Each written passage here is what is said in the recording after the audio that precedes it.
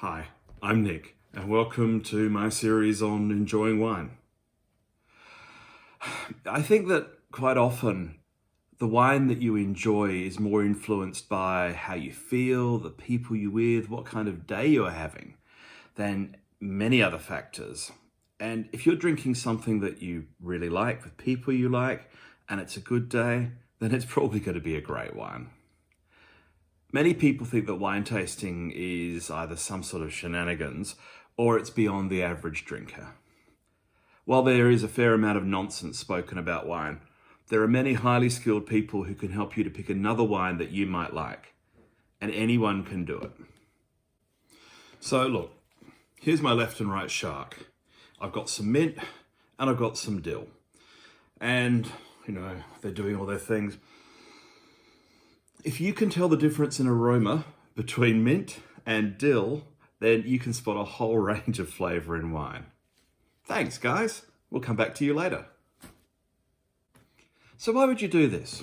Well, because while I believe that you should be drinking the wine that you like, it's entirely possible that you're not drinking all the wines that you might like.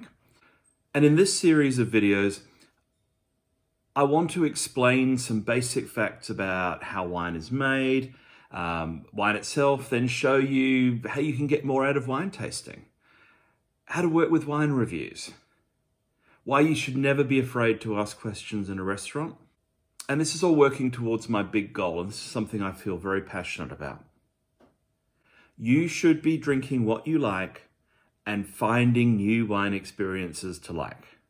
Today, I'm going to cover the very basics of wine: yeast, wine production, and tasting techniques. It would help if you had a glass of wine with you in about 2 minutes, but it's optional. Mine's currently empty. I'm going to try to do this every episode. Some basic facts about wine, some info about the way things are done in the industry, and quite a bit of wine tasting.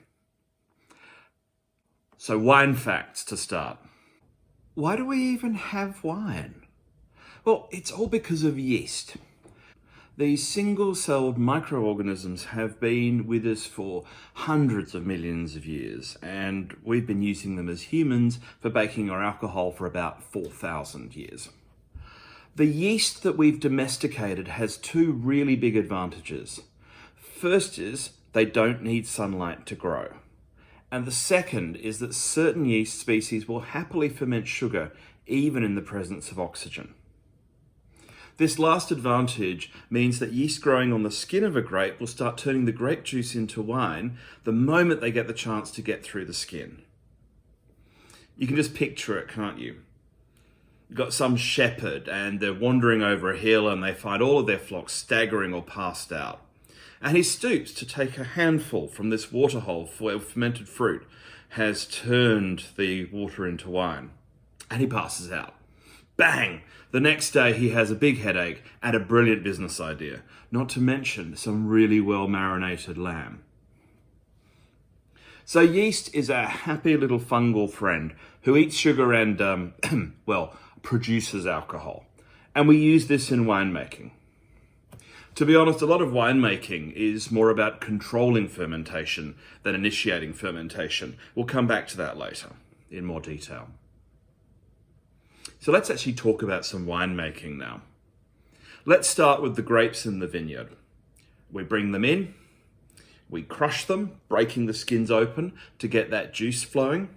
We make sure we have enough yeast that we're going to get a good solid fermentation and give us the alcohol that we need. We let it ferment, and then we get wine. Well, what we actually get is something that is technically wine, but it's not the wine that you're used to drinking. It's not what you generally find in your glass, because what you find in your glass has gone through a lot of processes to make sure that it's palatable, it looks good, and it tastes good, because raw wine is a bit iffy. So wine tasting. And that brings me to how we can taste wine. Wine tasting is a pretty confusing term because don't we taste everything we put in our mouths? And well, of course we do. What we mean by wine tasting is the considered evaluation of wine using all of our senses.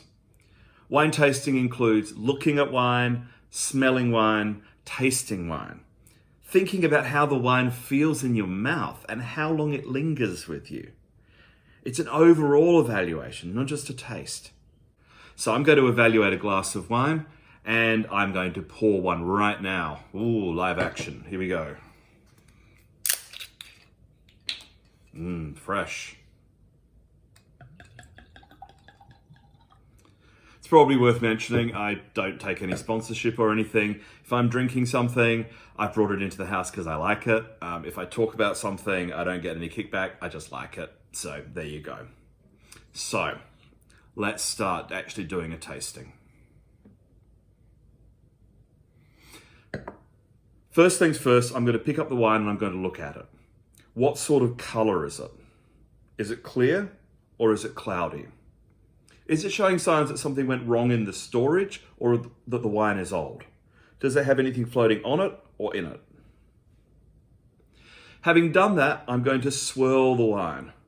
We'll do more on this in a future episode, but right now I want you to think about all the aromas of the wine. Because what I'm doing by swirling it is I'm going to release more of those aromas and make it easier to smell. So I'm swirling. And now I smell it, drawing it in through my nose so that all of those wonderful aromatic chemicals are going to hit the part of my sensory apparatus that handles smell.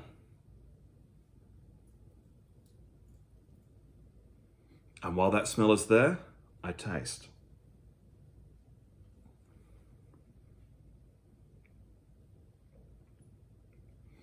Your tongue has a limited capacity to assess what's actually in your mouth. It does sweet, sour, salty, bitter, and umami, which is the taste of MSG. By priming your nose with the aromas, you've created a whole taste experience, which is backed up by the chemical changes that are taking place on your tongue. But that's actually all there is to wine tasting.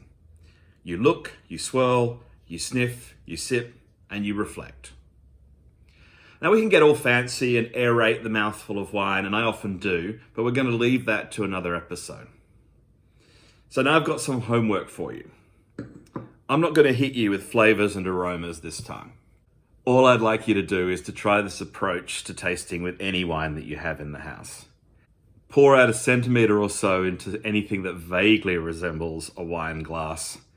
And first up, just grab a big sip. Forget everything I told you. Just grab a big sip straight from the glass. Don't sniff, don't swirl.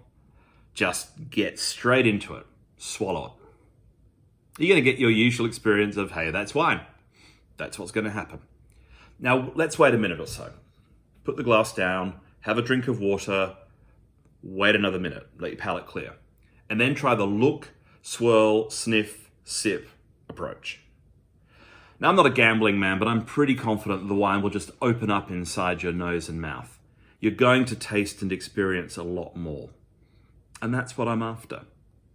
If you're tasting wine like that, you're going to find all sorts of other wines that you might like once you work out what it is that you like, and you'll be able to ask for it. But hey, if this does nothing for you, you keep doing what you want to do. You drink the wine as you want to drink it. Remember, you should drink what you like. All I want to do is to help you to find more things that you might like. Look, that's it for this episode.